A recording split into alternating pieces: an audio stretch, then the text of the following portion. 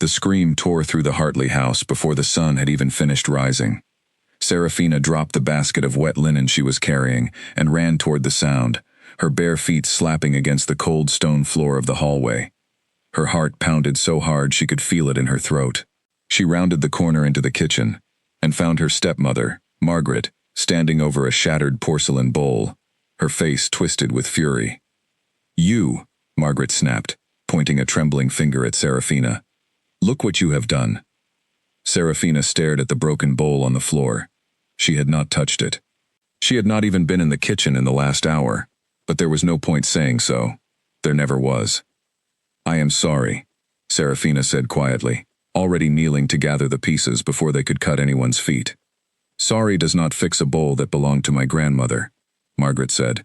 "You are always breaking things, always causing trouble. If your father were not such a soft man, you would have been sent away from this house years ago." Serafina said nothing. She had learned, a long time ago, that silence was safer than defending herself. Defending herself only made things worse. It gave Margaret more reasons to be angry, more reasons to remind her, again and again, that she did not belong. She was 20 years old, and she had spent 19 of those years being told, in one way or another, that she was a mistake the family had to live with.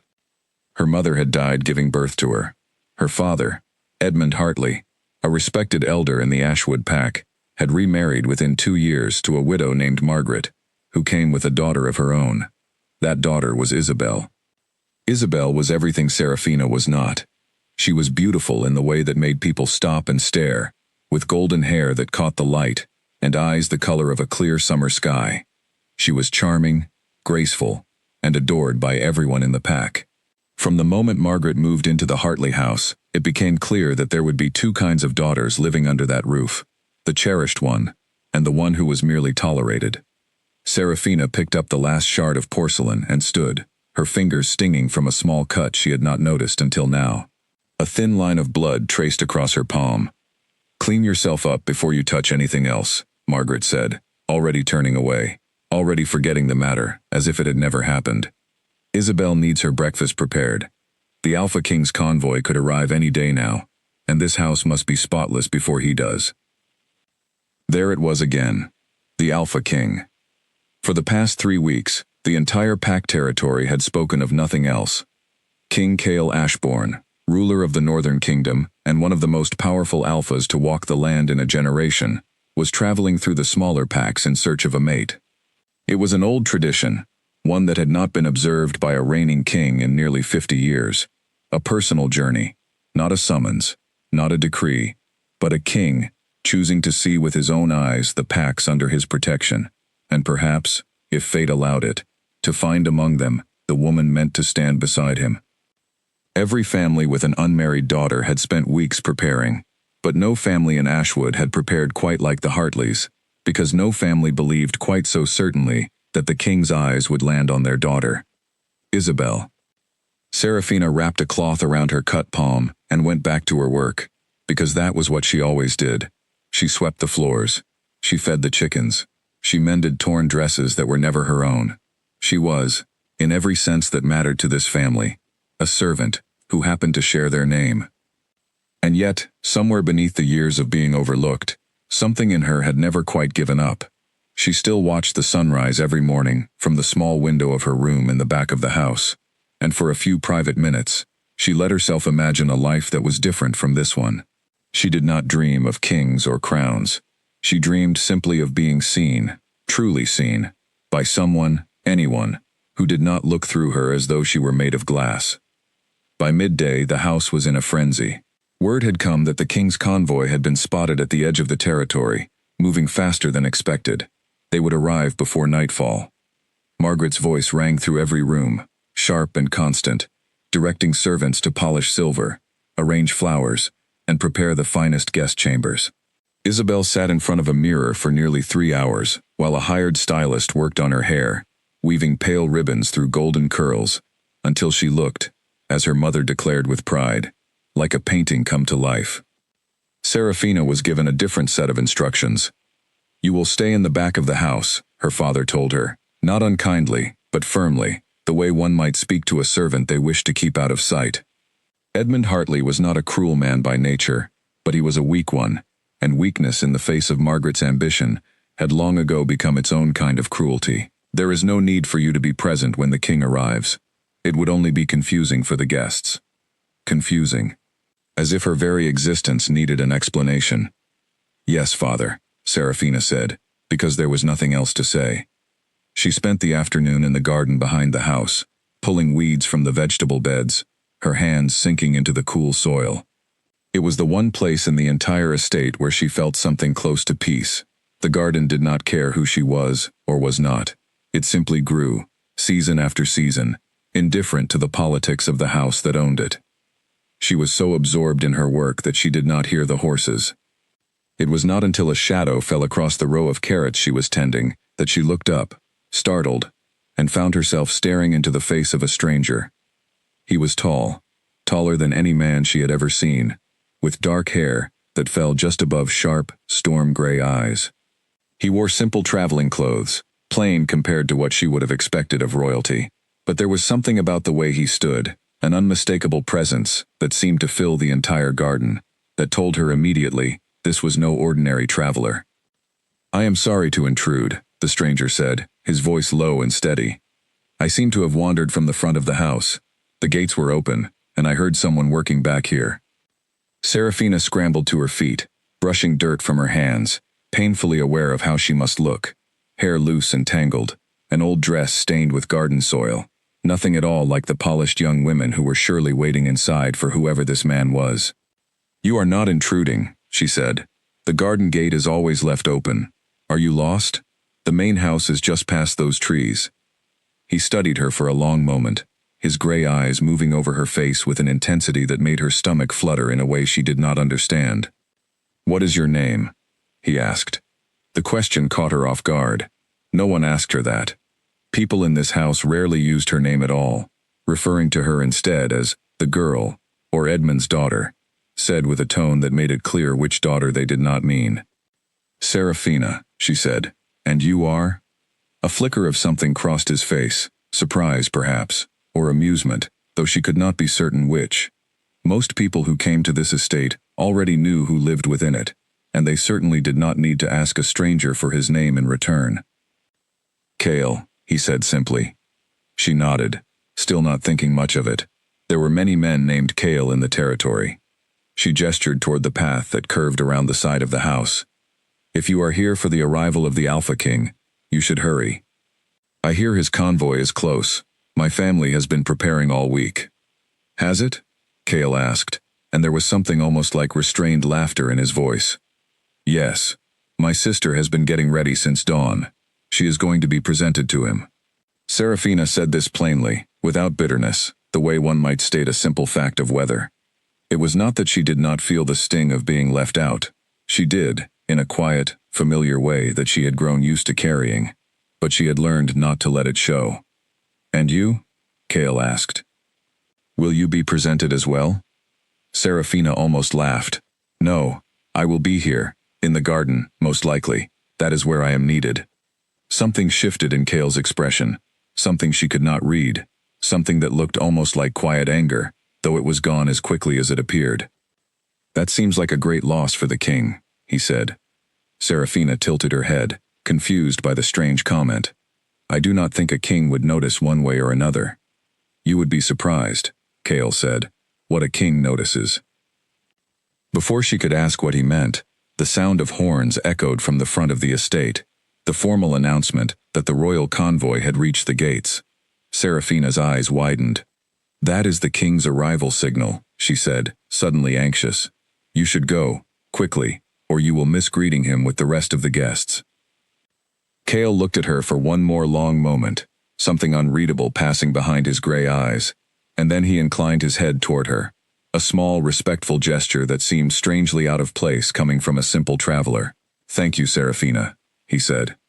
"I hope our paths cross again." He turned and walked toward the front of the house, his stride unhurried, despite the urgency of the horns, and Serafina stood alone in the garden, oddly breathless, unable to explain why a brief conversation with a stranger had left her heart beating faster than it had in years. She told herself it meant nothing. He was simply a traveler, Perhaps a guard, or an assistant to some visiting noble, curious about the garden. She pushed the thought away and returned to her weeding, though her mind kept drifting back to those storm-gray eyes. It was nearly an hour later, as the sun began sinking toward the horizon, that Margaret's voice shattered the quiet. "Serafina, Serafina, where are you?" Serafina hurried around the side of the house, wiping her hands on her apron, bracing herself for whatever fresh criticism awaited her. She found her stepmother standing in the front courtyard, her face pale, her hands trembling, not with anger this time, but with something that looked remarkably like panic. "What is it?" Serafina asked. "The king," Margaret said, her voice barely above a whisper. "He is already here. He arrived early, before the formal procession, walking the grounds alone, like some common traveler. No one recognized him. No one greeted him properly."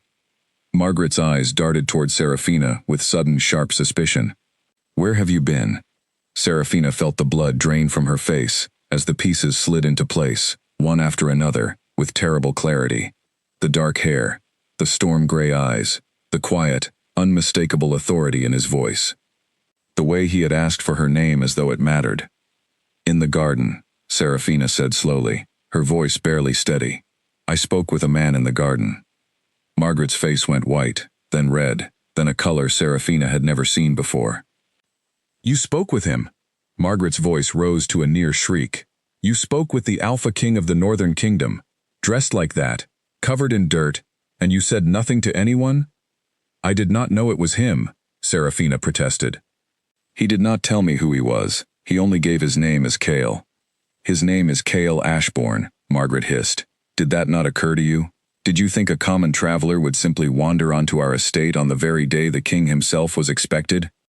Serafina had no answer, because in truth, it had not occurred to her. Why would it?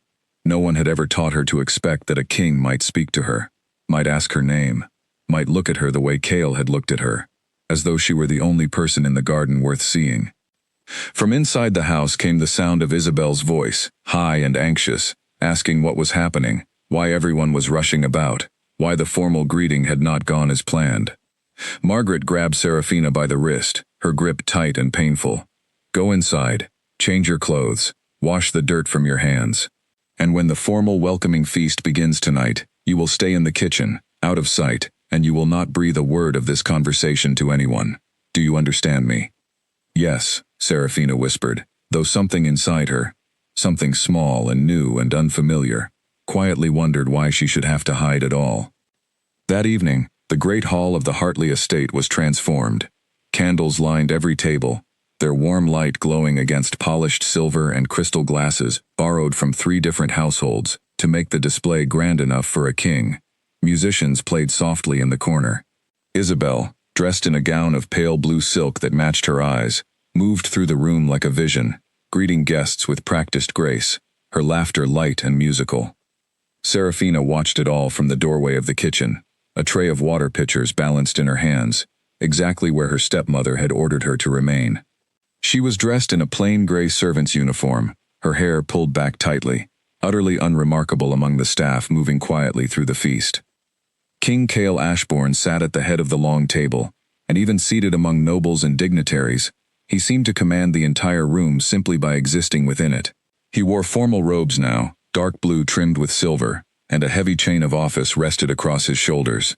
He looked, Serafina thought, exactly like what he was, powerful, commanding, and utterly out of place among the desperate performances of a family trying too hard to impress him. Isabel sat beside him, laughing at something he had said, though Serafina noticed, even from across the room, that Cale's expression remained carefully polite, rather than genuinely warm. He answered Isabel's questions with brief, measured responses, his eyes occasionally drifting across the room, as though searching for something, or someone. Serafina moved along the edge of the hall, refilling water glasses as she had been instructed, careful to keep her eyes down, careful not to draw attention. She was halfway through pouring water for a minor pack elder when she felt it, a gaze so intense it seemed to warm the side of her face like sunlight. She looked up, and found Cale watching her from across the room. He did not look away when their eyes met, as most people would have. He held her gaze steadily, something unreadable but powerful passing between them. And for one long, breathless moment, the noise of the feast seemed to fade into silence. Then Isabel touched his arm, drawing his attention back with another question, and the moment broke. Serafina finished pouring water with trembling hands and retreated quickly to the kitchen, her heart hammering against her ribs. She told herself it meant nothing. Kings did not notice servant girls. Kings did not remember brief conversations in vegetable gardens.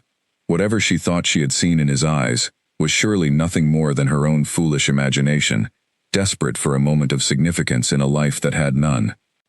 But as the feast continued late into the night, and laughter and music drifted through the halls of a house that had never once celebrated her, Serafina could not shake the feeling that something had shifted, quietly, invisibly, but unmistakably, the moment she had knelt in the garden dirt and given a stranger her name. She did not know it yet, but the life she had always known was about to end, and something far larger than she could imagine was only just beginning. The feast lasted long into the night, but for Serafina, sleep did not come easily afterward. She lay awake in her narrow bed at the back of the house, staring at the ceiling, replaying the moment their eyes had met across the crowded hall. She told herself, again and again, that it had meant nothing. Kings did not look twice at servant girls. And yet some small, stubborn part of her refused to let the memory go. By morning, the entire estate was buzzing with a different kind of energy. The king had announced, through his personal guard, that he intended to remain in Ashwood territory for several more days before continuing his journey. This was unusual. Most visits during his search for a mate lasted only a single evening, enough time for a formal feast, a brief conversation, and a polite farewell. A prolonged stay meant one thing to everyone in the household. The king was seriously considering someone in this family. "It must be Isabel," Margaret said at breakfast, practically glowing with satisfaction as she buttered a piece of bread with far more enthusiasm than the task required. "Why else would he stay? He has never done this in any other territory. I have heard from the other stewards that in every other pack he visited, he left the same night." Isabel preened at the compliment, though Serafina noticed a flicker of nervousness beneath her sister's confident smile. Being chosen by a king was, after all, no small thing. It meant leaving behind everything familiar, stepping into a life of enormous responsibility, and standing beside a man whose reputation for strength and severity in matters of pack law was well known throughout the northern kingdom. Serafina ate her breakfast in silence at the far end of the table, as always, unnoticed and unbothered by the excited chatter around her. She had work to do in the garden, and she intended to finish it before the heat of the day set in. She did not expect to see Cale again so soon. She was kneeling among the tomato vines, checking for ripe fruit, when she heard footsteps on the garden path behind her. She turned, expecting one of the house servants, and instead found the king himself standing a few feet away, dressed today in simpler clothes than the formal robes of the previous evening, though no less commanding for it. "You," she said, startled, quickly rising to her feet and offering an awkward bow, unsure of the proper way to greet a king she had already spoken to as though he were an ordinary man. "Your Majesty, I did not know you were in the garden." "Please," Cale said, a faint smile touching his lips. "After yesterday, I think we are past such formality. You may call me Cale, as you did before." "I did not know who you were before," Serafina reminded him, feeling heat rise in her cheeks. "Had I known, I would not have spoken to you so plainly. That is precisely why I enjoyed the conversation," Cale said. "Most people who speak to me now speak to the crown, not to the man wearing it. You spoke to me as though I were simply a stranger who had wandered into your garden." "You were a stranger who had wandered into my garden," Serafina pointed out, and to her own surprise, Cale laughed. A real laugh, warm and unguarded, nothing like the careful, measured tone he had used at the feast the night before. "That is fair," he admitted. "May I walk with you? I find I would rather spend the morning here than sitting through another round of formal introductions." Serafina hesitated. She knew, without needing to be told, that if Margaret discovered she had spent the morning walking through the garden with the king, there would be consequences she did not wish to imagine. But there was something in Cale's expression, a quiet sincerity, an absence of the performance she had watched Isabel put on the night before, that made it difficult to refuse him. "I have work to finish," she said carefully. "But you are welcome to walk while I finish it, if that suits you." It suits me very well, Kale said. They walked together through the rows of vegetables and herbs, Serafina explaining, somewhat shyly at first, what each plant was and how she cared for it. Kale listened with genuine interest, asking questions that surprised her with their thoughtfulness, not the polite, distracted questions of someone simply making conversation, but real curiosity about the soil, the seasons, the small rhythms of a life spent tending growing things. You know a great deal about this, he observed, watching her carefully separate weeds from young carrot shoots with practiced hands. I have had a great deal of time to learn, Serafina said simply. Because the garden is your responsibility?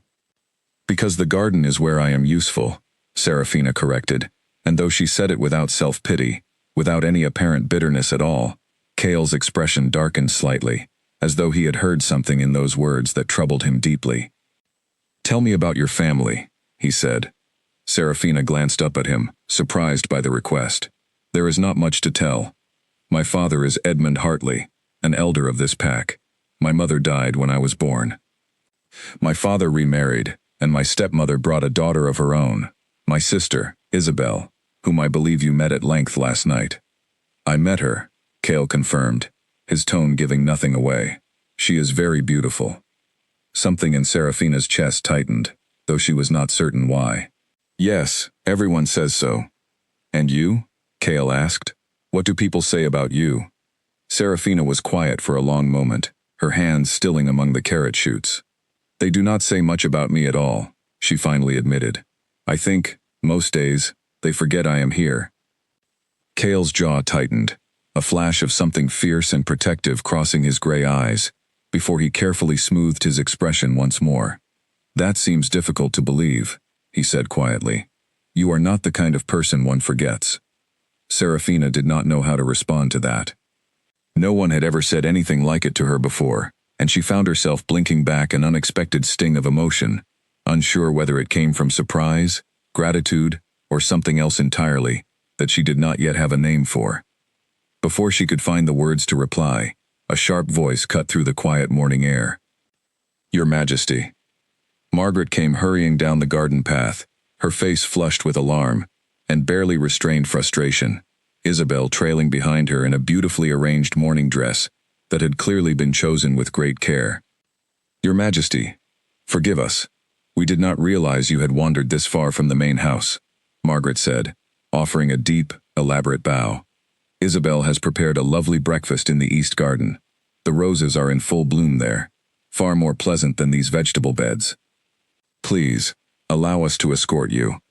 Kale's expression shifted subtly, the warmth Serafina had seen only moments before, replaced by the same careful, distant politeness she remembered from the feast. That is very kind, he said. Though I have been enjoying my conversation with Serafina. Margaret's smile faltered for just a fraction of a second before she recovered it. Of course, Serafina is always happy to answer questions about the garden. She tends it faithfully. But surely a king has more interesting matters to discuss than vegetables. She turned, gesturing toward Isabel with obvious pride. Isabel has traveled to the capital before. She would be delighted to tell you about her impressions of the northern court. Serafina watched as Kale's eyes moved briefly to Isabel, polite and unreadable, before returning to her own face for one final lingering moment. Perhaps another time, he said to Serafina, his voice softer than the one he had used with Margaret. Then, louder, to the rest. Lead the way, then. I would be glad to hear about the capital. He allowed himself to be led away, Isabel already chattering eagerly at his side, Margaret shooting Serafina one final, warning glance over her shoulder as they disappeared around the corner of the house. Serafina stood alone in the garden, her heart pounding in a way that felt dangerously close to hope, and told herself, once again, that it was foolish to feel anything at all. But that night, and every night for the rest of the week, she found herself waiting for the sound of footsteps on the garden path, and every morning, without fail, Kale found his way back to her. He asked about her days. He asked about the small scar on her hand from years of garden work. He asked, gently but persistently, about her life within the Hartley household, and though Serafina remained careful with her words, unwilling to speak ill of her family even when the truth pressed heavily against her tongue, Cale seemed to understand far more than she said aloud. Margaret grew increasingly frantic as the days passed. She arranged elaborate breakfasts, planned long walks through the estate's finest gardens, dressed Isabel in a new gown each morning, all in an effort to keep the king occupied and away from the quiet corner of the property, where he continued, inexplicably, to seek out her stepdaughter instead. Isabel, for her part, grew colder toward Serafina, with each passing day, her earlier indifference curdling slowly into something sharper. "I do not understand what he sees in you," Isabel said one evening, cornering Serafina in the narrow hallway outside the kitchen. "You have nothing, no title, no dowry, no beauty worth speaking of. You are nothing but a servant in this house, and everyone knows it." "I have not asked for his attention," Serafina said quietly, refusing to raise her voice, though the words stung more than she wished to admit. "I do not know why he seeks me out." "Then discourage him," Isabel snapped. "Tell him you are not interested. Tell him whatever you must, but stop this before it embarrasses this entire family."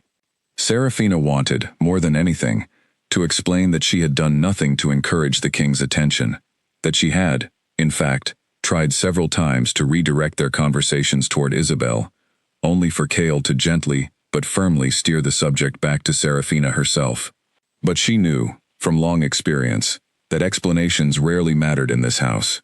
Only outcomes mattered, and the outcome her family desired was one that seemed to be slipping further from their grasp with every passing day. That night, unable to sleep, Serafina slipped quietly out into the garden, seeking the only place in the estate that had ever offered her any comfort. The moon hung full and bright above the trees, casting silver light across the rows of vegetables she had tended for so many years. She was not entirely surprised to find Cale already there, sitting on the low stone wall at the garden's edge, looking up at the same moon. "You could not sleep either," he said, without turning. "No," Serafina admitted, moving to sit a respectful distance away from him. "I have a great deal on my mind." "As do I," Cale said. He was quiet for a long moment before he spoke again, his voice softer and more uncertain than she had ever heard it. "May I ask you something, and trust that you will answer honestly?" "Of course," Serafina said, though a small flutter of nervousness rose in her chest. "Do you feel it?" Cale asked. "When we are near each other, do you feel something? A pull, a warmth, something you cannot quite explain?" Serafina's breath caught in her throat.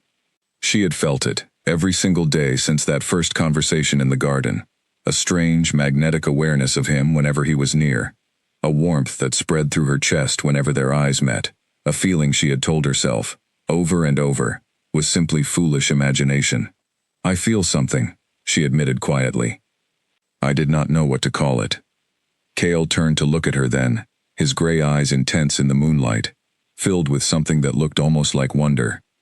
"I think I know what it is," he said, "but I think, before I say the words aloud, you deserve to understand exactly what they might mean for your life." Serafina's heart pounded so loudly she was certain he could hear it. "Tell me," she said. But before Cale could speak another word, the sound of the back door creaking open echoed through the quiet garden, and Margaret's voice rang out sharply into the night. "Serafina, what in the world are you doing out here at this hour?" Cale rose slowly to his feet, his expression carefully composed once more, though his eyes lingered on Serafina's face for one more long, meaningful moment, before he turned to face her stepmother. "Forgive me," he said smoothly. "I could not sleep, and I came out for air. I found Serafina here, and asked her to keep me company for a while. The fault is entirely mine." Margaret's eyes narrowed with suspicion, darting between the two of them, but she said nothing further, only nodding stiffly, and gesturing for Serafina to come inside at once. As Serafina walked back toward the house, she glanced over her shoulder one final time, and found Cale still watching her, his expression unreadable in the darkness, but his eyes carrying a promise that whatever he had been about to say was not finished, not by far. Margaret did not sleep that night. She sat awake in her private chamber, turning the events of the garden over and over in her mind, searching for some way to steer the situation back onto the path she had planned so carefully. By the time the sun rose, she had made her decision. If the king could not be kept away from Serafina, then Serafina would simply have to disappear. She summoned Serafina to the kitchen before breakfast, her voice sharp with an urgency that left no room for argument. "There is a shipment of preserves that must be delivered to the northern market village today," she said. "You will take the cart and go at once. It is a full day's journey there and back. You will not return until evening." Serafina knew, immediately, what this was. There was no shipment. There had never been any mention of preserves needing delivery, and even if there had been, such a task would normally fall to one of the estate's hired hands, not to her. But she also knew, from long experience, that refusing Margaret's orders would only invite consequences far worse than a long day's journey. "Yes, Margaret," Serafina said quietly, already turning to prepare the cart.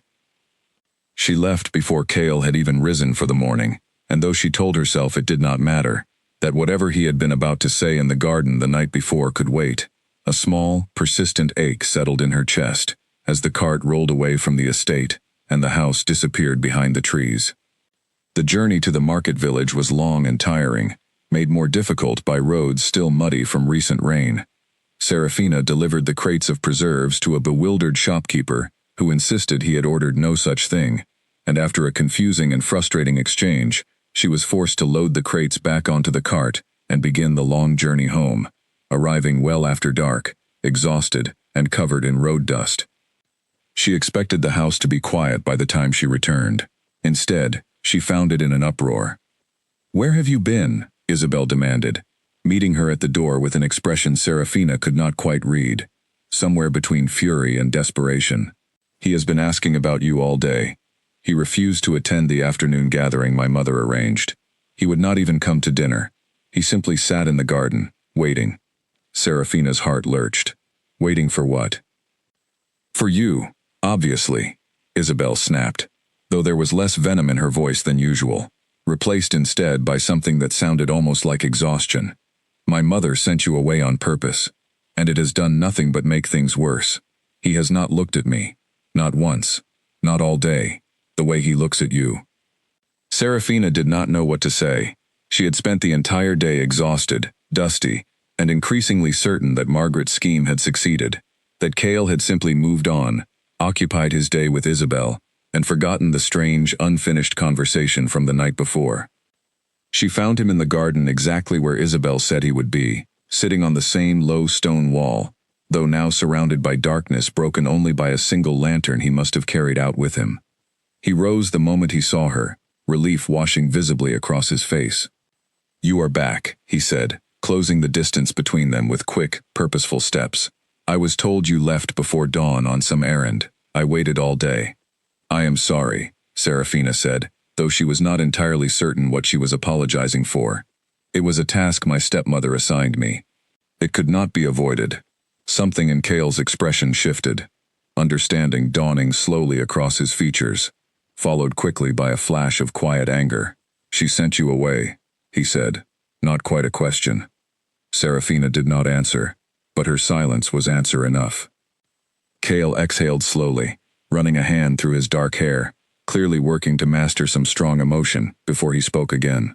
"Serafina," he said, "I need to finish what I began to tell you last night, and I need you to listen carefully, because it is important, and because I do not say these words lightly." Serafina's breath caught. She nodded, unable to find her voice.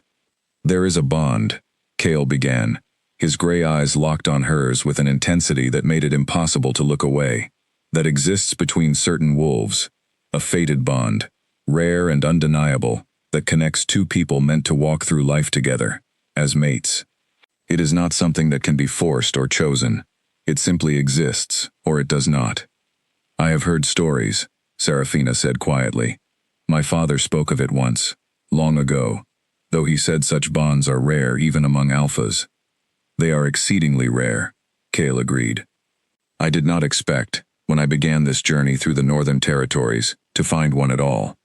I certainly did not expect to find it in a garden, kneeling among tomato vines, in the last place anyone would think to look." He took a slow step closer, close enough now that Serafina could see the sincerity written plainly across his face. "From the moment I met you, Serafina, I felt something I have never felt before, a pull, unmistakable and undeniable, drawing me toward you. Every instinct in me recognizes you as my mate. The words settled over Serafina like a wave, so overwhelming she found it difficult to breathe. "That cannot be," she whispered, though even as she said it, she knew, deep in her bones, that it was true. She had felt it too, the warmth, the pull, the strange sense of recognition that had made no sense until this very moment. "It is," Cale said gently. "I have spent every day since we met confirming it, watching for any sign that I was mistaken, because I know what this means for you, for both of us. But there is no mistake. My wolf recognized you the moment we spoke in this garden, and nothing that has happened since has changed that." Serafina's mind raced, tumbling through 100 different thoughts at once.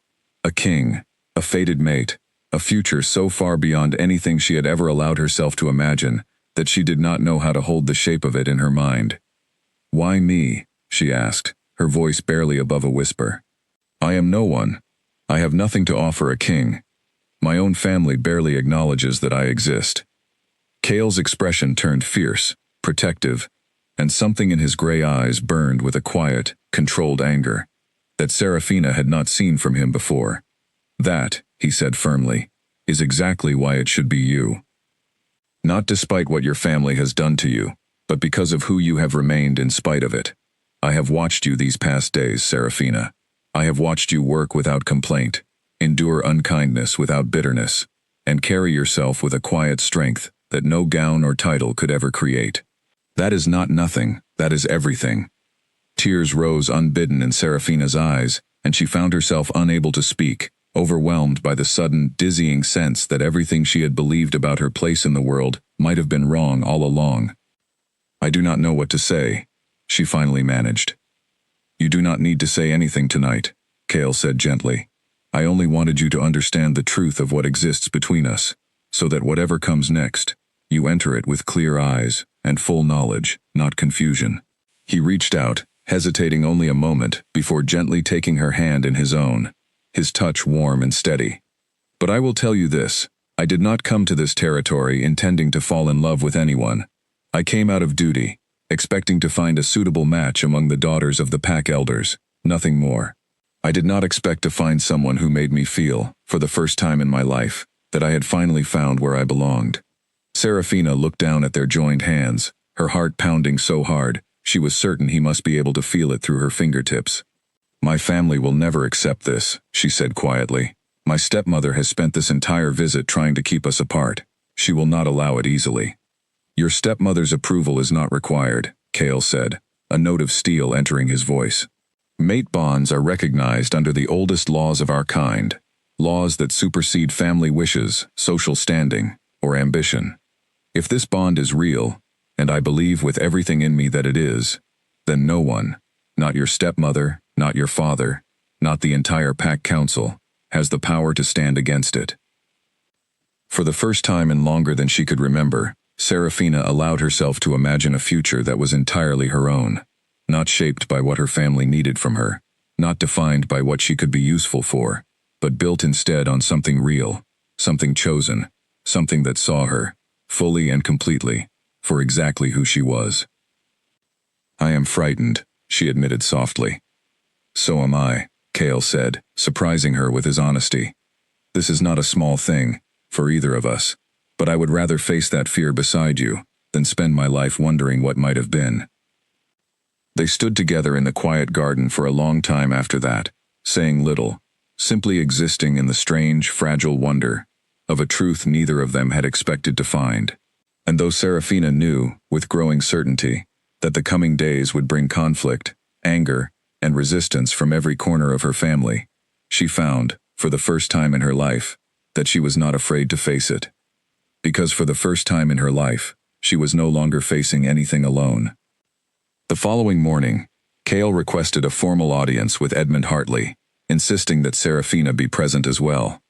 Word of the request spread through the household like wildfire, and by the time the small family gathered in the main sitting room, the air was thick with tension so heavy it seemed to press against the walls. Margaret sat rigidly beside Edmund, her hands clasped so tightly in her lap that her knuckles had turned white. Isabel stood near the window, her earlier warmth toward Serafina entirely gone, replaced by a cold, wounded anger that radiated from every line of her posture. Kale stood at the center of the room, Serafina beside him, and when he spoke, his voice carried the unmistakable authority of a king, delivering a decree rather than a request. "I have found my mate," he announced, without preamble, without hesitation. "Her name is Serafina Hartley, and I intend to claim her as my future queen." The silence that followed was absolute, stretching long enough that Serafina could hear her own heartbeat pounding in her ears, before it shattered into chaos, so sudden and complete that she barely had time to brace herself for what was coming. Margaret rose from her seat so quickly that the chair scraped loudly against the wooden floor. "That is impossible," she said, her voice trembling between disbelief and outrage. "Your Majesty, forgive me, but there must be some mistake. Serafina is not suited to be a queen. She has no training, no experience in court matters, no understanding of the responsibilities such a position demands. My daughter Isabel has been raised for exactly this purpose. She has traveled, she has studied, she knows how to conduct herself among nobility."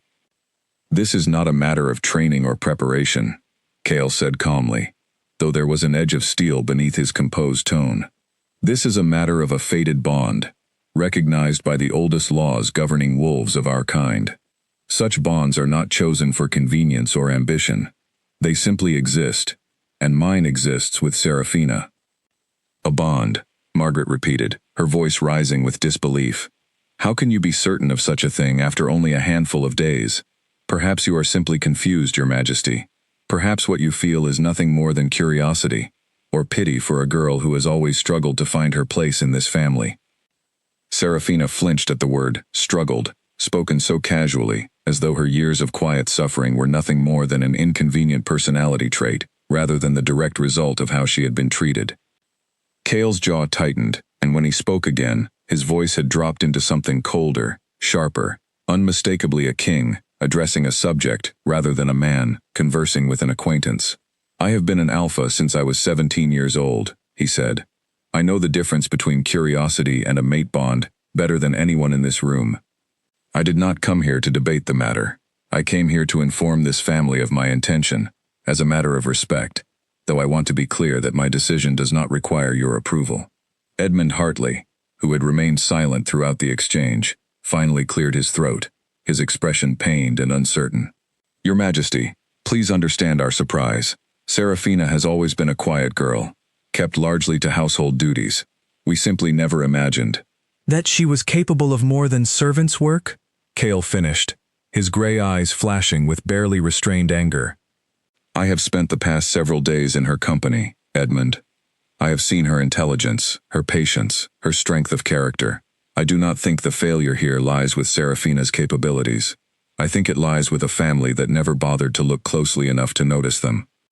The room fell into another heavy silence.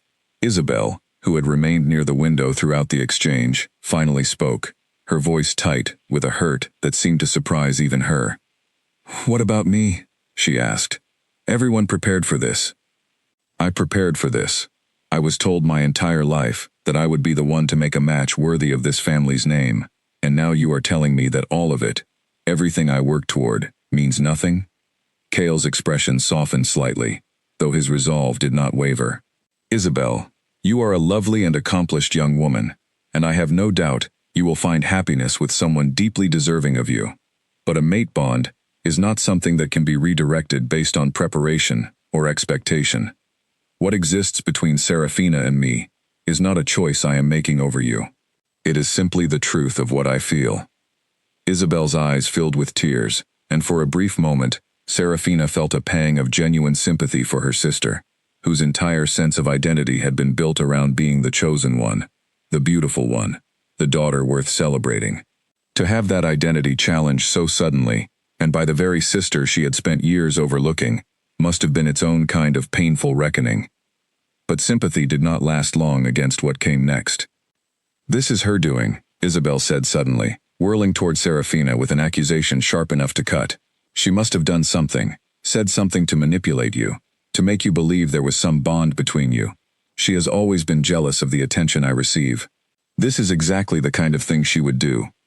"That is not true," Serafina said quietly, though her voice trembled with the effort of remaining calm. "I did nothing but speak honestly with him, as I would speak with anyone. I did not seek this out. How convenient, Margaret said coldly, that a girl who has spent her entire life being overlooked suddenly finds herself the object of a king's obsession, purely through honesty and coincidence.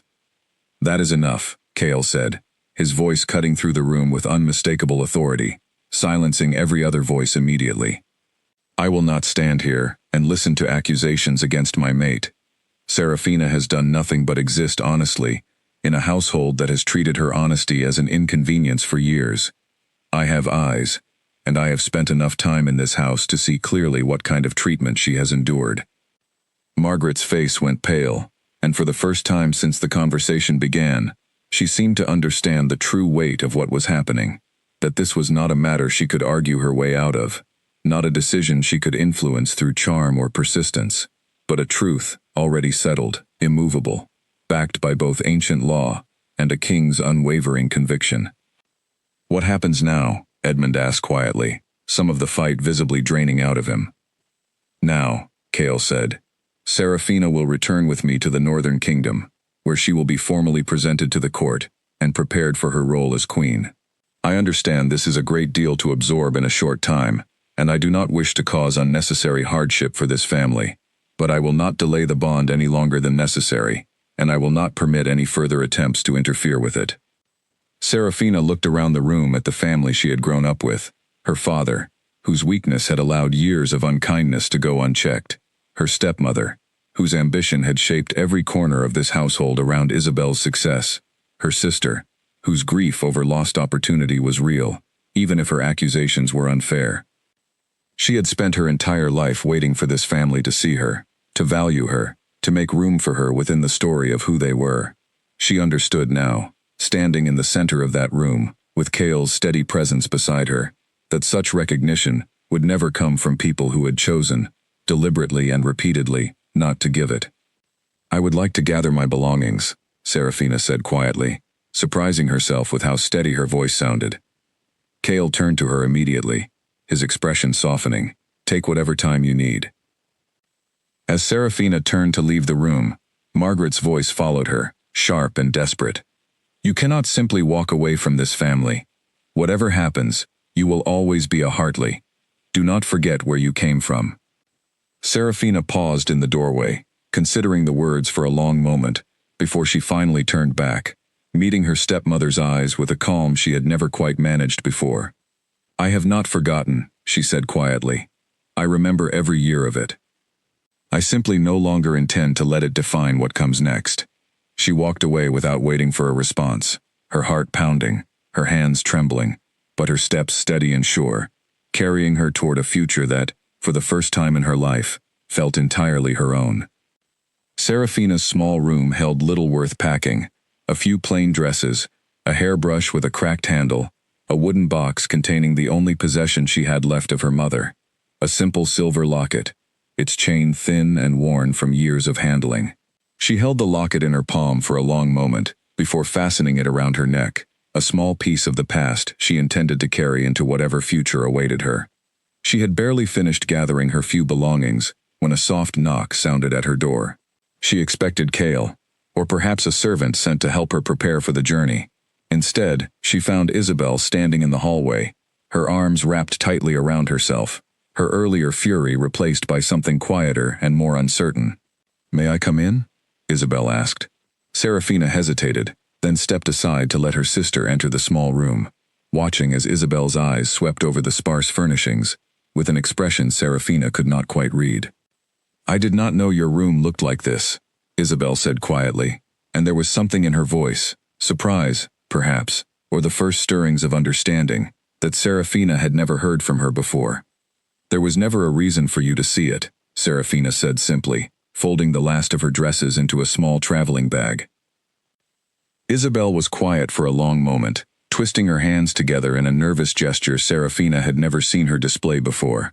I said terrible things downstairs, she finally admitted. I accused you of manipulating him. I do not actually believe that. I know you would never do such a thing. I think I was simply frightened and angry, and it was easier to blame you than to sit with the truth. And what is the truth?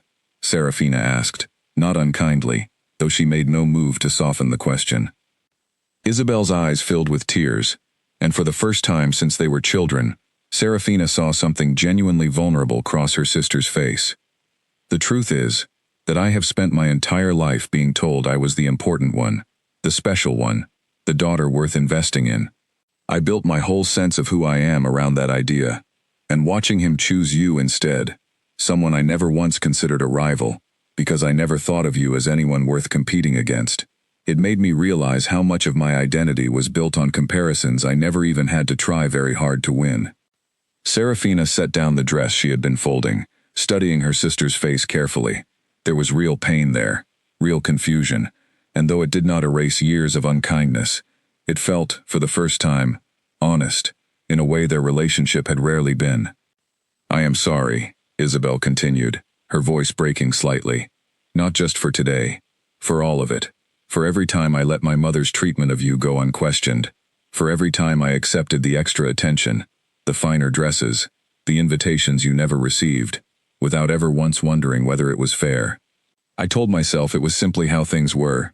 I never asked why. Serafina felt something loosen in her chest, some tightly held knot of old resentment beginning, slowly and carefully, to unwind. She did not think years of unfairness could be erased by a single apology, but she recognized the courage it must have taken for Isabel to offer it at all, especially on a day that had cost her so much. Thank you for saying that, Serafina said quietly. It means more than you know. Isabel wiped at her eyes, managing a small, watery smile. I do not know what kind of sisters we can be now, with everything that has happened, but I would like to try, if you are willing. I am willing, Serafina said, and found, to her own quiet surprise, that she meant it. Their conversation was interrupted by another knock at the door, this one firmer, more purposeful. Serafina opened it to find Cale standing in the hallway, his expression immediately softening at the sight of her.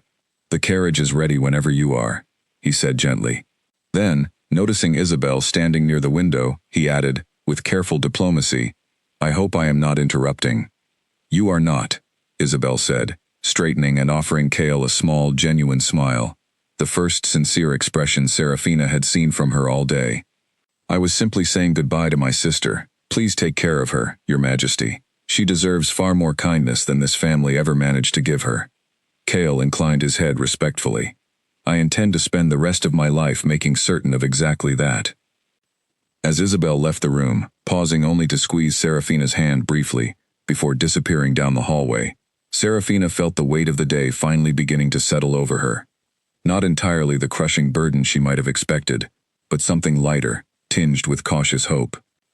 The journey to the front of the estate felt strange, almost dreamlike, as Serafina walked through halls she had cleaned 1,000 times, past rooms she had entered only to serve others, out through the front doors she had rarely been permitted to use, toward a grand carriage bearing the royal crest of the Northern Kingdom.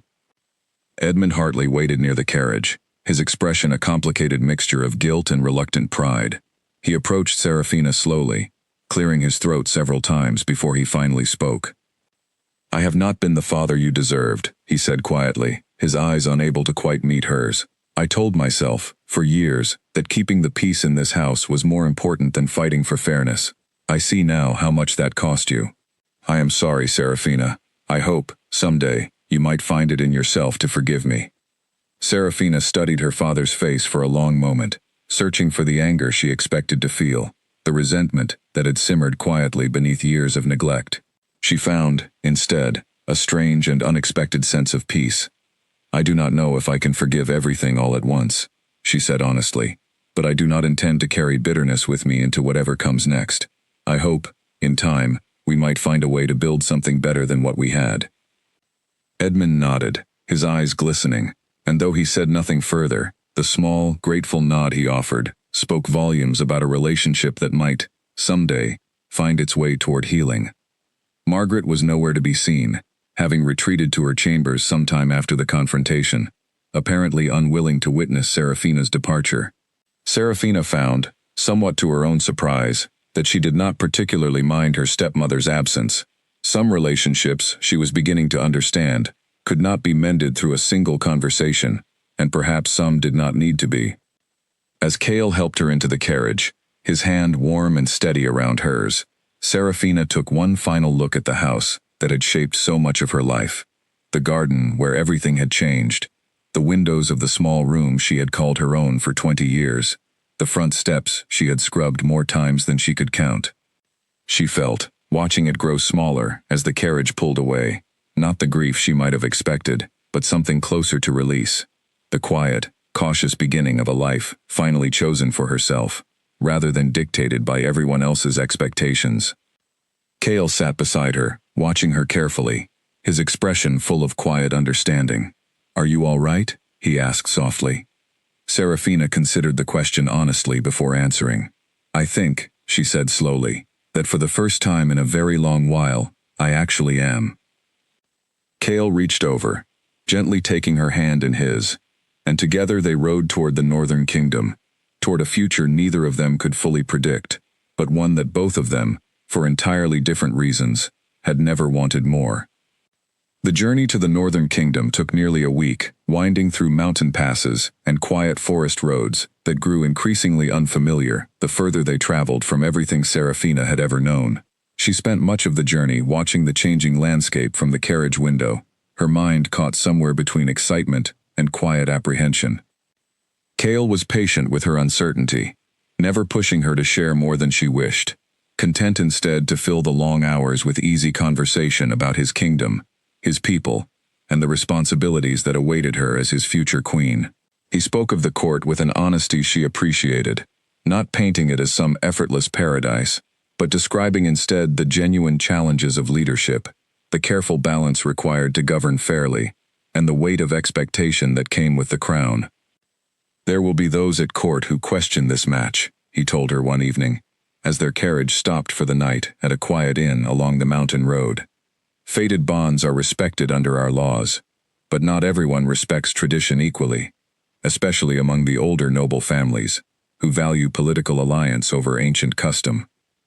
"Are you warning me to prepare for hostility?" Serafina asked, though she kept her voice steady, unwilling to let the thought unsettle her more than necessary. "I am warning you to prepare for people who do not yet understand what I already know," Cale said gently. "Give them time, and most will come to see what I see. But I will not pretend the transition will be entirely without difficulty." Serafina appreciated his honesty, more than false reassurance would have offered. She had spent enough years navigating difficult family dynamics to understand that not every challenge could be avoided, only managed with patience and quiet resilience. When they finally arrived at the royal palace, nestled at the base of towering snow-capped mountains, Serafina found herself overwhelmed by its sheer scale. The palace rose in tiers of pale stone, its highest towers seeming to touch the clouds themselves, surrounded by gardens far grander than anything she had ever tended, and guarded by wolves whose formal bearing spoke of generations of disciplined service to the crown. She was given a suite of rooms more luxurious than anything she had imagined possible, attended by servants whose careful politeness could not quite mask their curiosity about the mysterious young woman the king had brought home from his travels. Word had already spread, it seemed, that the king had found his fated mate, not among the noble daughters he had been expected to consider, but among the servants of a minor pack territory. The reactions, as Cale had warned, were mixed. Some members of the court greeted her with genuine warmth, curious to meet the woman who had captured the heart of a king, known throughout the realm for his careful, guarded nature. Others were more reserved, offering polite but distant courtesies that made it clear they were withholding judgment until they understood more fully what kind of queen this newcomer intended to be. And a few, Serafina quickly learned, were openly hostile. Lady Beatrice Winslow, daughter of one of the kingdom's most influential noble families, made her opinions known within the first week of Serafina's arrival, cornering her in a quiet palace hallway with a smile that did not reach her eyes. "You must forgive the court's curiosity," Beatrice said, her tone dripping with false sweetness. "It is not every day that a servant girl finds herself elevated to such an unexpected position. Many of us had hoped the king's search might result in a match more suited to the demands of ruling a kingdom." "I understand the surprise," Serafina said carefully, refusing to rise to the obvious bait. "I hope in time to prove myself capable of the responsibility." "Time," Beatrice repeated, her smile sharpening. "Yes, that will certainly tell, won't it? Fated bonds are a beautiful notion, But affection alone has never been enough to govern a kingdom. One wonders whether the king fully considered the practical challenges of elevating someone so entirely unprepared for court life. Serafina held her ground, refusing to let the barbed comments shake her composure, though privately, doubt began to creep quietly into her thoughts. She had spent her entire life being told, in one way or another, that she was not enough, not beautiful enough, not important enough, not worthy of attention or investment. Standing now in a palace full of nobles who seemed to share that same judgment, dressed in unfamiliar finery, surrounded by traditions she did not yet understand, the old, familiar fear began to whisper that perhaps they were right. That evening, she found herself unable to sleep, wandering instead through the quiet palace gardens, seeking the same comfort she had always found among growing things. She was surprised to find Kale there as well, sitting alone on a stone bench beneath a canopy of blooming trees, as though the garden had become, for both of them, a shared refuge from the pressures of the world beyond it. "You could not sleep either," he observed, echoing words she remembered from another garden, another moonlit night that felt, now, impossibly distant. "I keep thinking about what Lady Beatrice said," Serafina admitted, settling beside him on the bench. "About being unprepared. About affection not being enough to govern a kingdom. I do not know the first thing about court politics, about diplomacy, about the responsibilities a queen is expected to carry. What if she is right? What if I am not enough for this?"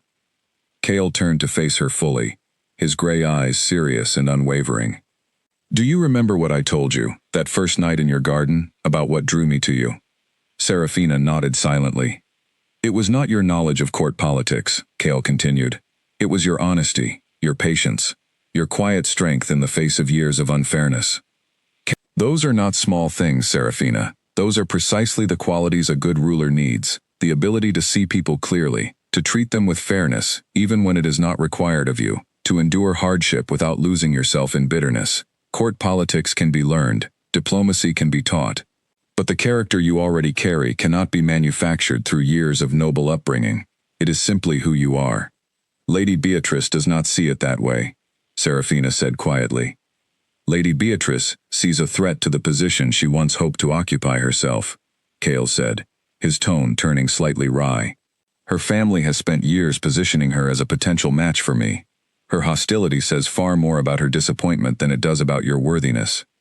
Serafina managed a small, surprised laugh at that revelation, some of the tension in her chest easing slightly.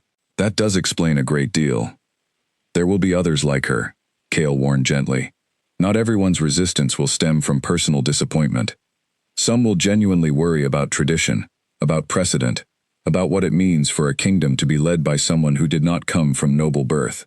I will not ask you to simply ignore those concerns, but I will tell you that I have complete faith in your ability to prove them wrong, not through grand gestures, but simply by continuing to be exactly who you already are."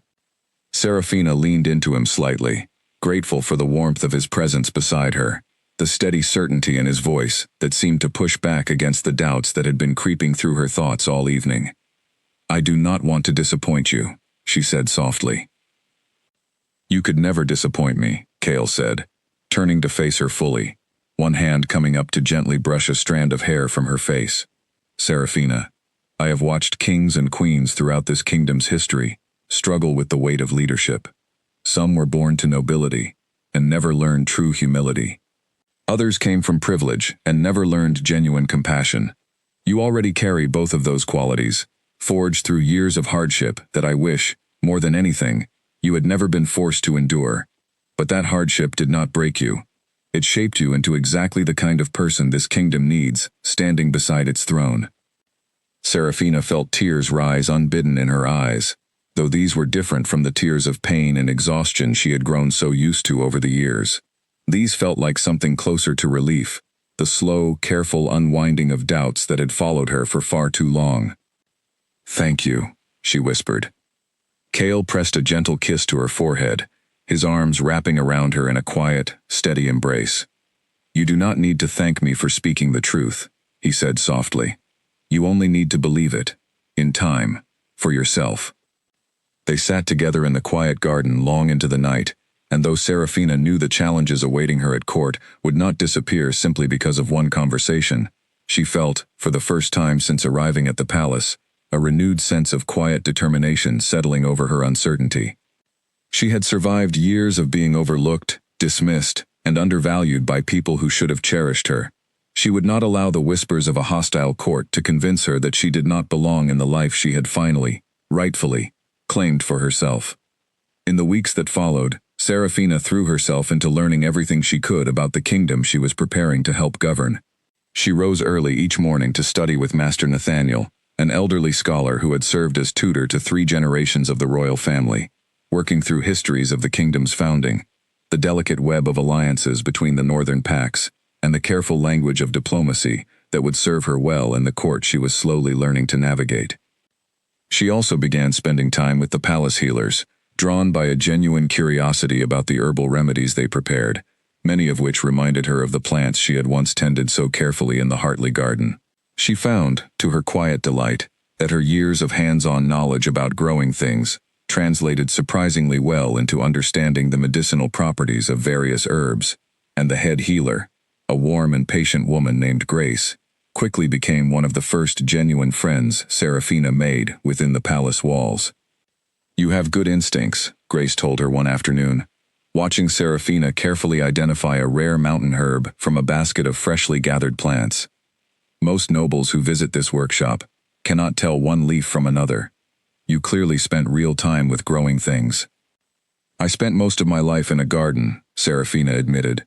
"It was one of the few places I was ever truly comfortable." Grace studied her for a long moment, something knowing and sympathetic in her expression. "I have heard whispers about your family," she said gently. "About how you were treated before the king found you. I want you to know, whatever difficulties you faced, they clearly did not diminish who you are. If anything, they seem to have made you more thoughtful, more patient, than most people who grow up with every advantage handed to them." Serafina felt a warm rush of gratitude at the kind words, so different from the careful, guarded politeness of most palace nobility, or the outright hostility she still occasionally encountered from Lady Beatrice and her circle of friends. It was during one such encounter, several weeks into her time at the palace, that the true extent of her family's mistreatment finally came to light, in a way Serafina had never anticipated. She was walking through the palace's grand library, searching for a particular text on regional history that Master Nathaniel had recommended, when she overheard 2 servants speaking in hushed tones near the far end of the shelves, unaware of her presence on the other side. "I heard it from one of the stewards who traveled with the king's convoy," one servant was saying, her voice low but clearly audible in the quiet library. "Apparently the girl's own family kept her practically as a servant her whole life. Made her sleep in a room barely larger than a closet, fed her scraps while the other daughter dined like royalty, worked her from dawn until dark on household chores that should have been split among proper staff." "That is terrible," the second servant replied, her voice hushed with genuine sympathy. "And all while her sister was groomed and pampered for exactly the kind of match the girl herself ended up making. It seems almost cruel, doesn't it, how things worked out? I heard the king was furious when he learned the full extent of it," the first servant continued. "Apparently he confronted the family directly before leaving their territory. Made it very clear he understood exactly how she had been treated. Some say he nearly stripped the father's title as an elder right then and there, only relenting because the girl herself asked him not to punish her family too harshly."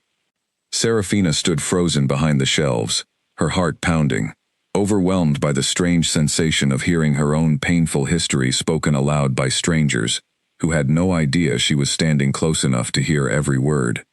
She had known, of course, that Cale understood the broad shape of her family's treatment of her. But she had not realized how thoroughly he had investigated the details, nor how deeply it had affected him. That evening, she found Cale in his private study, reviewing reports from various regions of the kingdom by candlelight. He looked up as she entered, his expression immediately softening at the sight of her, though something in her face must have betrayed her unsettled mood, because his brow furrowed with concern. "What is it?" he asked, setting down his papers. "I overheard something today," Serafina said quietly, settling into the chair across from his desk, "about what you learned regarding my family, about how close you came to punishing my father's position within the pack." Cale's expression grew serious, though not defensive.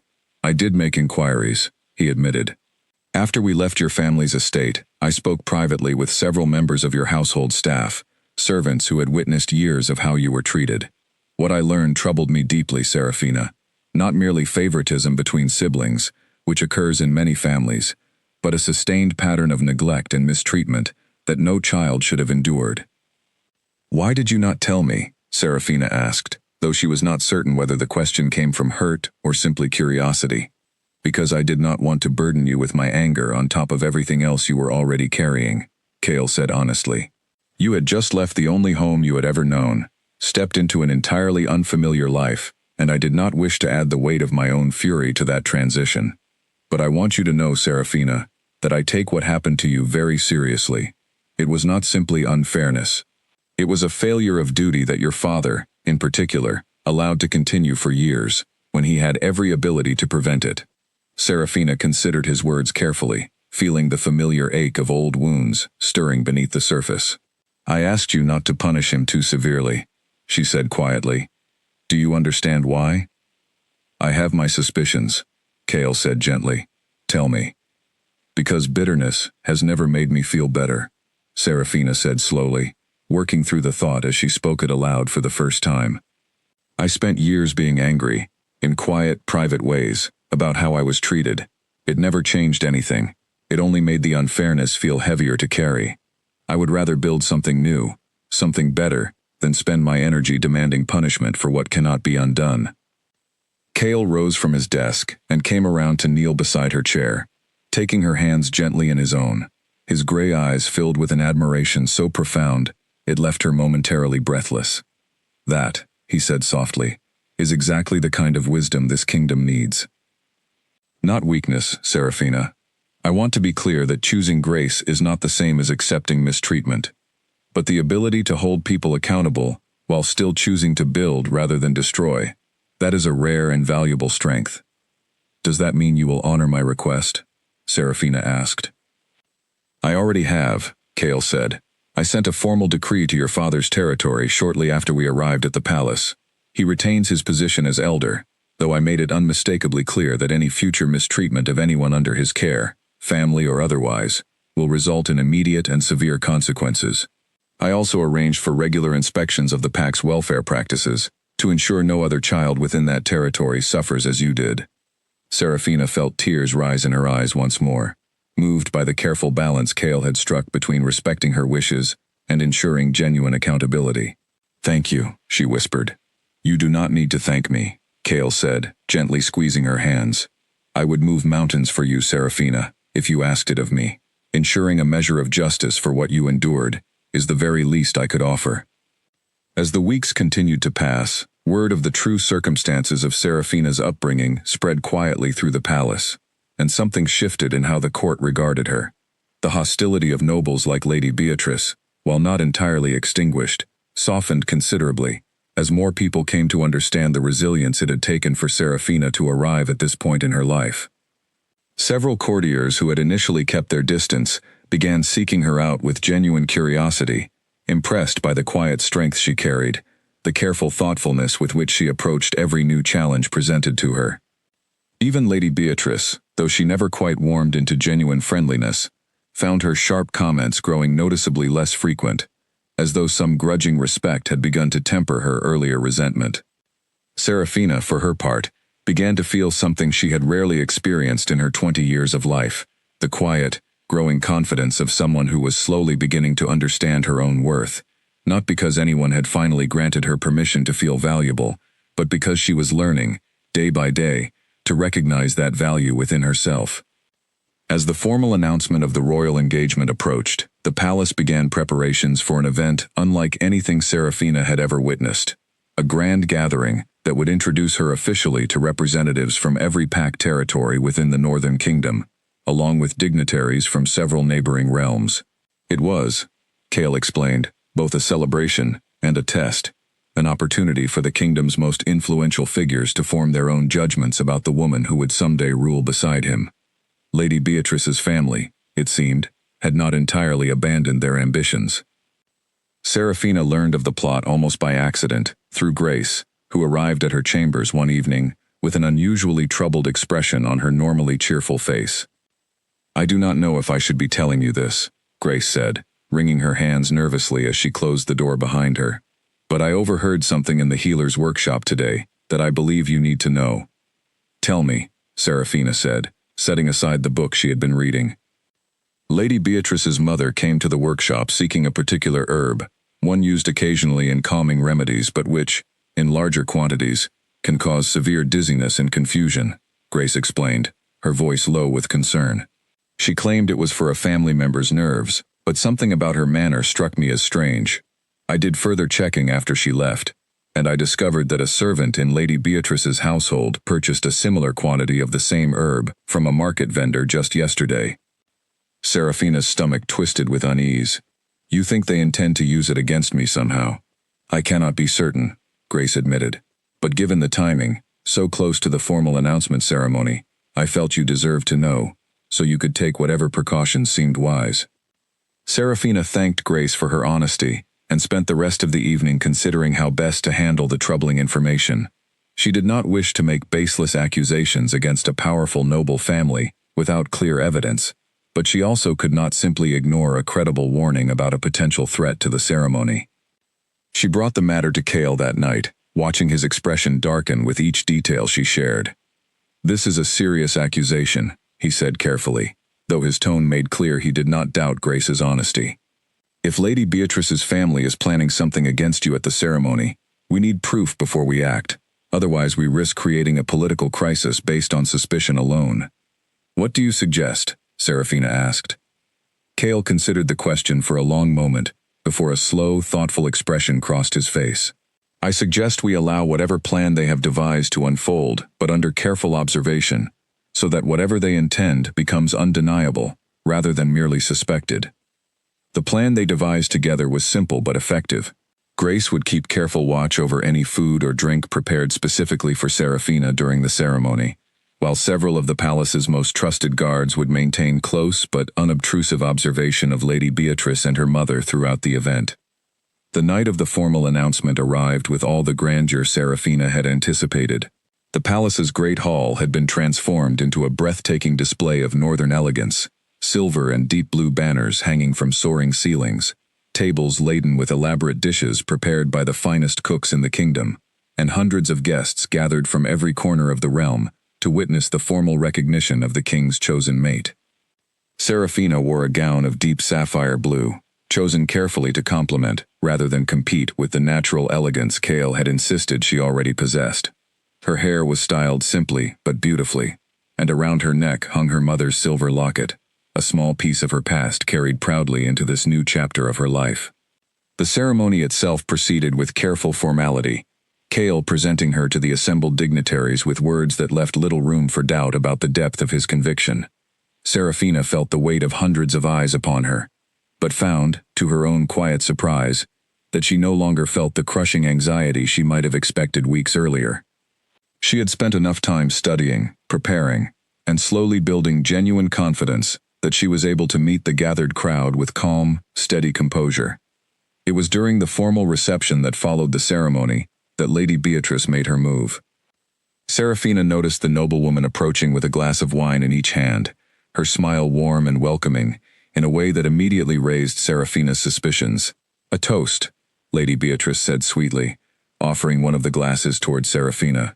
"To celebrate this joyous occasion properly. I know we have had our differences, but tonight seems like the perfect moment to set them aside." Serafina accepted the glass carefully, noting Grace's subtle signal from across the room, confirming that the drink had indeed been tampered with, exactly as suspected. She raised the glass as though preparing to drink, watching Lady Beatrice's expression carefully. "That is very kind of you," Serafina said pleasantly. "Though I find myself curious about something. What herb did your mother purchase from the palace healers yesterday? I understand it can cause quite severe dizziness when taken in larger quantities." Lady Beatrice's confident smile faltered, a flash of alarm crossing her features before she could smooth it away. "I do not know what you mean," she said, though her voice had lost some of its earlier sweetness. "I think you do," Cale said, appearing suddenly at Serafina's side, having observed the exchange from across the room. His voice carried a quiet, dangerous calm, that immediately drew the attention of several nearby guests. "My guards have been watching your family carefully this evening, Lady Beatrice, following credible reports of a plan to compromise Serafina's well-being during this ceremony. I believe an investigation into that wine is in order." Lady Beatrice's face went pale, her earlier composure crumbling entirely as several guards approached, one of them carefully collecting the offered glass for examination. "This is a misunderstanding," Lady Beatrice stammered, though the tremor in her voice betrayed her growing panic. "I only intended—" "You intended to embarrass or harm my mate at her own formal announcement," Cale finished coldly, his gray eyes hard with barely restrained anger. "In front of representatives from every territory in this kingdom. I would advise you to consider very carefully how you wish to proceed, Lady Beatrice, because the consequences for such an act extend well beyond simple social embarrassment." The surrounding conversation had quieted considerably, guests turning to watch the unfolding confrontation with wide-eyed fascination. Serafina, rather than allowing the tension to consume her, stepped forward calmly, addressing not only Lady Beatrice, but the gathered crowd around them.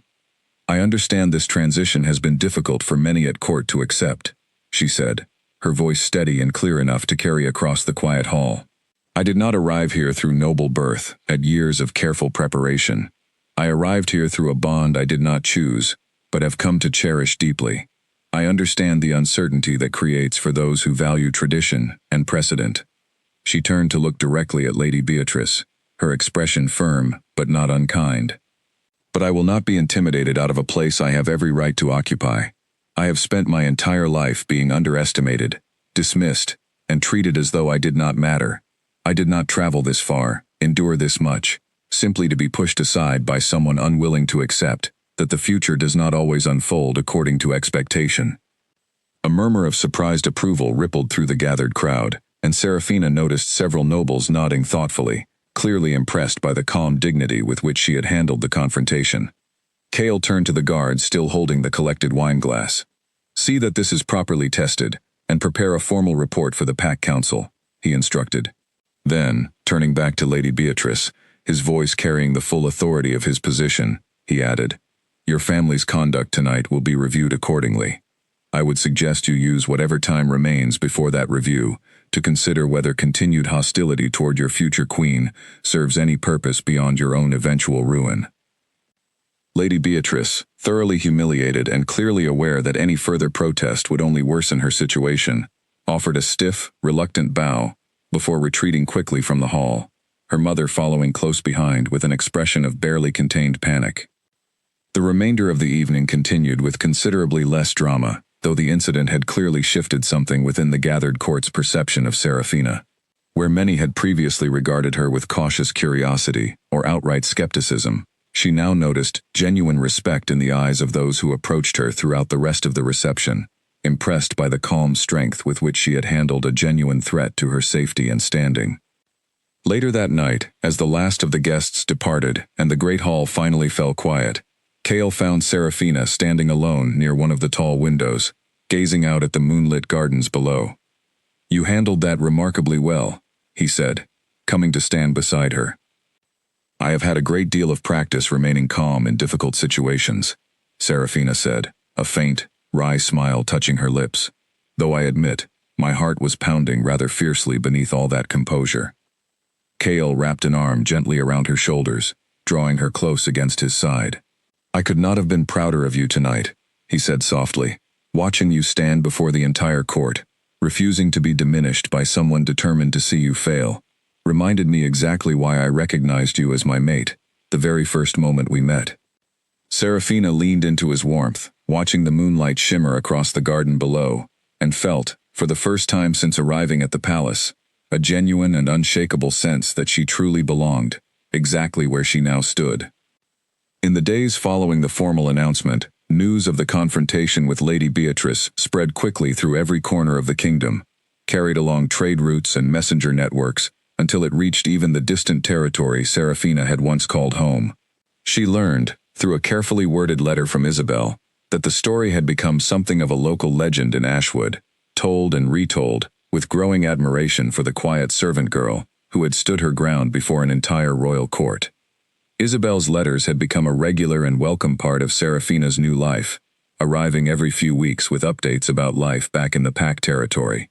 Her sister wrote of small changes within the household, Margaret's continued struggle to accept the shift in the family's fortunes, Edmund's quiet efforts to be a more attentive and fair father to the servants and Pack members under his care, and Isabel's own growing independence, as she began, for the first time, to consider what she wanted from her life, beyond simply being chosen by someone else. "I have started studying herbal medicine with one of the Pack healers," Isabel wrote in her most recent letter. "I know it seems strange, given how differently I was raised, but I found myself thinking of you, of how capable and useful you always were in the garden, and I realized I wanted to find something of my own to be capable at, rather than simply waiting to be valued for how I look. I do not know if I will ever be as naturally gifted as you were with growing things, but I find I enjoy the learning all the same." Serafina read the letter with a warm sense of quiet satisfaction, grateful to see her sister beginning to build an identity independent of the comparisons and expectations that had shaped so much of both their childhoods. Her relationship with her father remained more cautious, built slowly through brief, careful letters that neither pretended the past had not happened, nor dwelled too heavily upon it. Edmund wrote of small efforts to improve conditions for the Pack's servants and workers, changes Serafina suspected were motivated at least in part by the formal decree Cale had issued, but which she chose to receive with quiet grace rather than lingering suspicion. People could change, she had come to believe, even if that change arrived imperfectly and later than it should have. Margaret, notably, sent no letters at all, and Serafina found she did not particularly grieve the silence.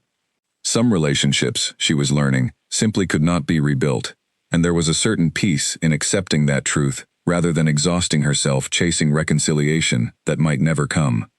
As the weeks progressed toward the date set for the formal wedding ceremony, Serafina's confidence within the palace continued to grow steadily. She had begun taking on small responsibilities within the kingdom's governance, sitting in on council meetings where matters of Pack welfare were discussed, offering perspectives shaped by her own experience that many of the longtime nobles had simply never considered. During one such meeting, discussion turned to conditions within several of the kingdom's smaller Pack territories, where reports suggested inconsistent treatment of servants and lower-ranking Pack members, similar in nature to what Serafina herself had once endured. "These matters have traditionally been left to individual Pack leadership," one of the older council members explained, somewhat dismissively, when Serafina raised concerns about the reports. "It has never been the Crown's place to interfere in the internal workings of family households. Perhaps that tradition deserves reconsideration," Serafina said, her voice steady, despite the weight of speaking before the full council for the first time.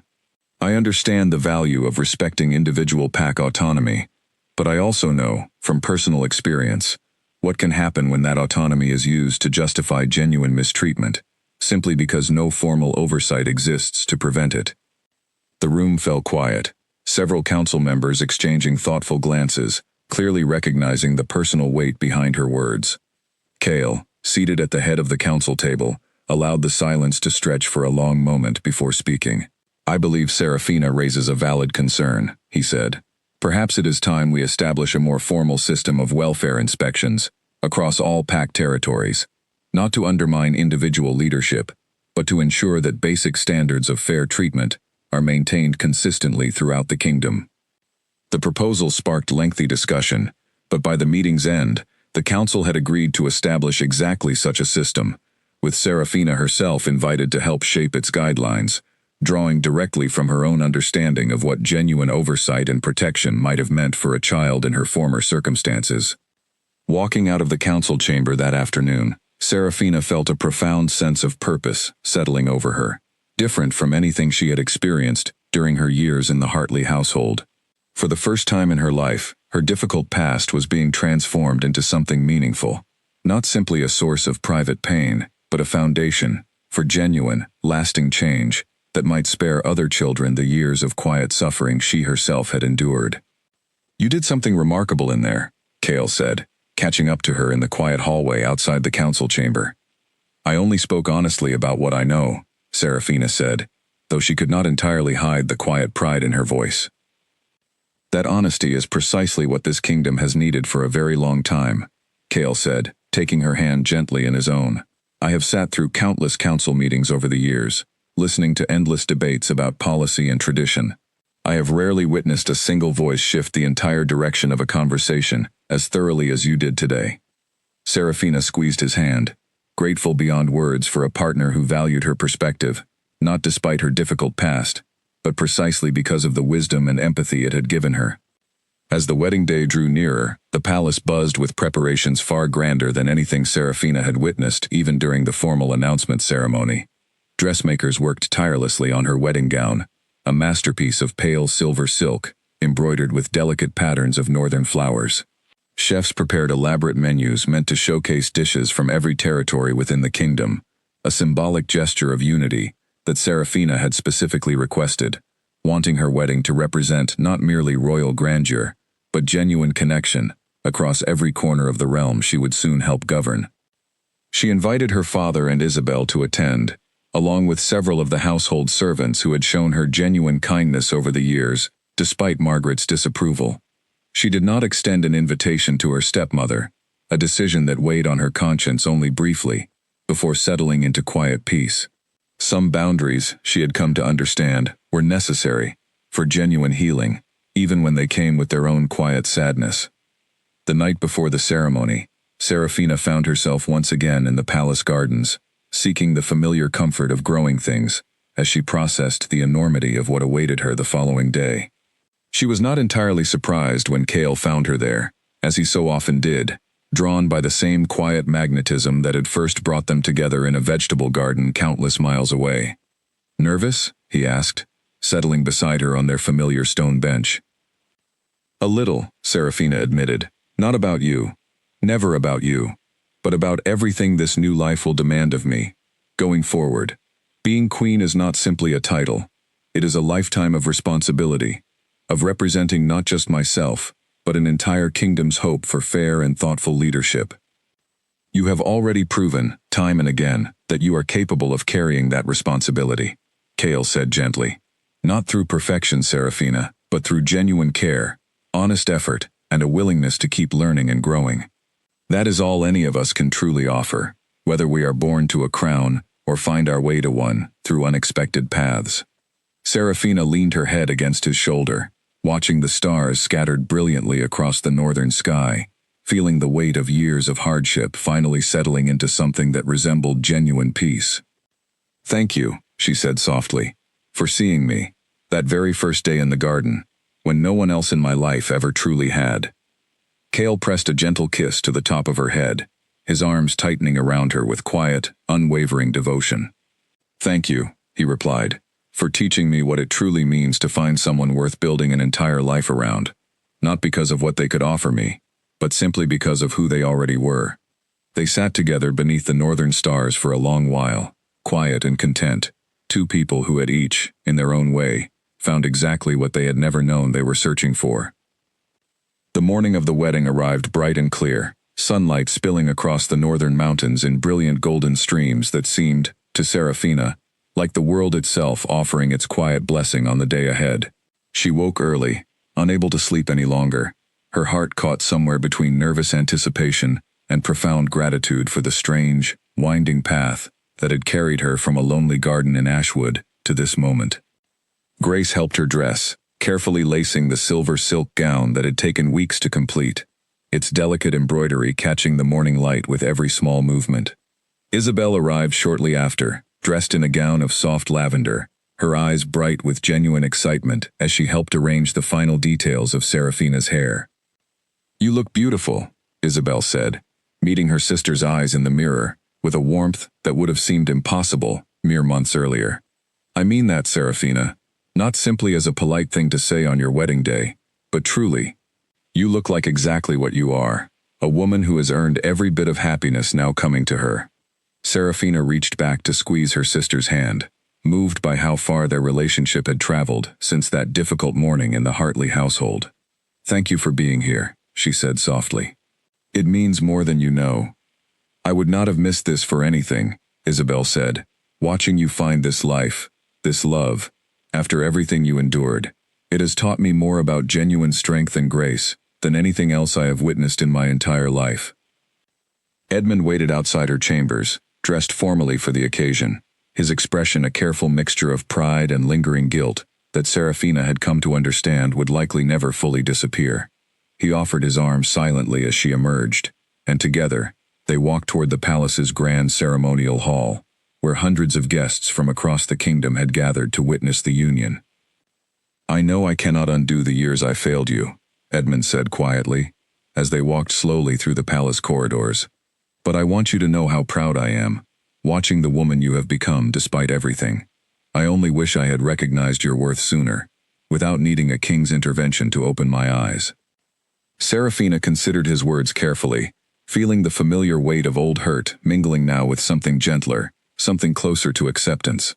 "The past cannot be changed," she said, "but I am glad, truly glad, that we have found our way toward something better, even if it took longer than it should have." The ceremonial hall, when they finally reached it, took Serafina's breath away. Soaring windows filled the space with brilliant morning light, illuminating banners of silver and deep blue that hung from the vaulted ceiling above. Hundreds of guests filled the rows of seating, representatives from every packed territory within the kingdom, along with visiting dignitaries from neighboring realms, all gathered to witness the formal union between their king and the woman who had captured his heart against every expectation. And at the front of that grand hall, standing tall and steady beneath an arch of northern flowers, waited Cale, his gray eyes finding hers the moment she appeared in the doorway, filled with a warmth and certainty that settled every remaining flutter of nervousness in her chest. She walked toward him slowly, her father's arm steady beneath her hand, passing familiar faces along the way, Grace, beaming with genuine joy, Master Nathaniel, nodding approvingly, even several members of the council who had once questioned her worthiness, now watching with expressions of unmistakable respect. When she finally reached the front of the hall, Edmund gently released her hand, stepping back, to allow her to stand beside Cale, who reached out immediately to take her hands in his own, his thumb tracing gentle, reassuring circles against her skin. "You are truly here," he murmured, so quietly only she could hear. "I am truly here," she echoed softly, a smile spreading across her face that felt, for the first time in her entire life, completely and effortlessly genuine. The ceremony proceeded with quiet, dignified beauty, the kingdom's high priestess speaking ancient words that bound them formally together, not merely as husband and wife, but as fated mates, whose bond had been recognized and celebrated by an entire kingdom. When the moment finally came for them to exchange their formal vows, Cale's words carried a depth of sincerity that left few dry eyes among the assembled guests. "I did not come searching for you," he said, his gray eyes locked steadily on hers. "I came searching for a suitable match, expecting duty rather than genuine love. Instead, I found someone whose quiet strength, honesty, and unwavering integrity taught me more about what true leadership means than any lesson I learned throughout my entire life as a king. Serafina, you did not simply become my mate. You became the very foundation upon which I intend to build the rest of my reign and the rest of my life." Serafina, when her turn came to speak, found her voice steady despite the overwhelming emotion swelling within her chest. "I spent 20 years believing I was invisible," she said, her voice carrying clearly through the silent hall, "believing that my worth was measured only by how useful I could be to others, never by who I actually was. You saw me, Cale, in a garden full of weeds and unremarkable vegetables, when no one else in my life had ever truly looked. I promise to spend the rest of my life ensuring that no one within this kingdom ever feels as unseen and unworthy as I once did, and to stand beside you, always, with the same honesty and devotion you have shown me from the very first day we met." As the priestess pronounced them formally bound, a great cheer rose through the ceremonial hall, guests rising to their feet in genuine celebration, the sound echoing off the soaring windows and vaulted ceiling in a wave of joy that Serafina felt settle deep into her very bones.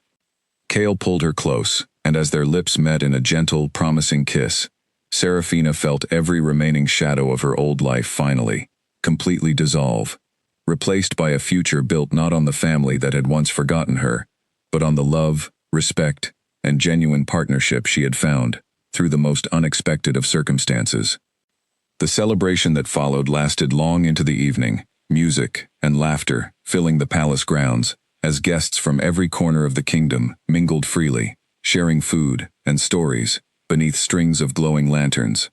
Serafina moved through the crowd with quiet confidence, greeting nobles and commoners alike with the same genuine warmth, already beginning to embody the kind of accessible, thoughtful leadership she hoped to bring to her new role. Late in the evening, as the celebrations began winding down, Serafina found a quiet moment to slip away to the palace gardens with Kale, seeking, as they so often did, a brief respite among growing things, before returning to the demands of their new life together. "Queen Serafina," Kale said softly, testing the title with obvious pleasure as they walked slowly along the familiar garden paths. "It suits you remarkably well." "It still feels strange to hear," Serafina admitted, though a genuine smile lit her face as she said it.